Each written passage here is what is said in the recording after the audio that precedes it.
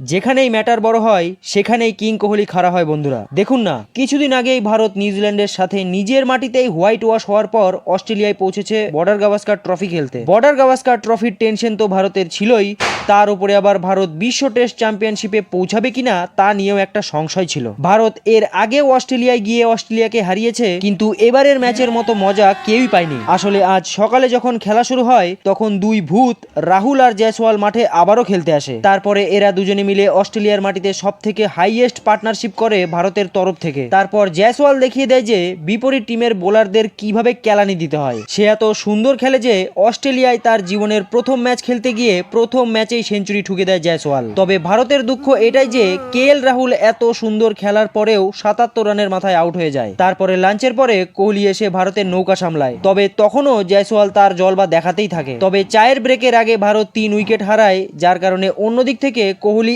একাই ভারতের স্কোর বাড়াতে থাকে। ম্যাচে তো ভারত অস্ট্রেলিয়ার থেকে এগিয়ে ছিলই, কিন্তু সবাই চাইছিল যে কোহলি যেন সেঞ্চুরি করে আজ। আর কোহলিও দেখিয়ে দেয় যে এরিয়া যতই অস্ট্রেলিয়ার হোক না কেন, ধামাকা কোহলিরই হবে। কোহলির সেঞ্চুরির পরে বুমরা সময় নষ্ট না করে ইনিংস ডিক্লেয়ার করে দেয়। ভারত ৪৮৭ রান করে অস্ট্রেলিয়াকে জেতার জন্য ৫৩৪ রানের টার্গেট সেট করে দেয়। ঠিক তারপর অস্ট্রেলিয়া ব্যাট ধরতে এসে মাঠেই হেগে ফেলে। বুমরা আর সিরাজ মিলে ৩ উইকেট নেয় আজ দিনের খেলা শেষ হওয়ার আগে। অস্ট্রেলিয়া মাত্র ১২ রানেই ৩ উইকেট হারিয়ে ফেলে আজ। তাই এখন শুধু ভারতের ম্যাচ জেতার অপেক্ষা, কারণ এই ম্যাচ অস্ট্রেলিয়া আর কোনোভাবেই জিততে পারবে না।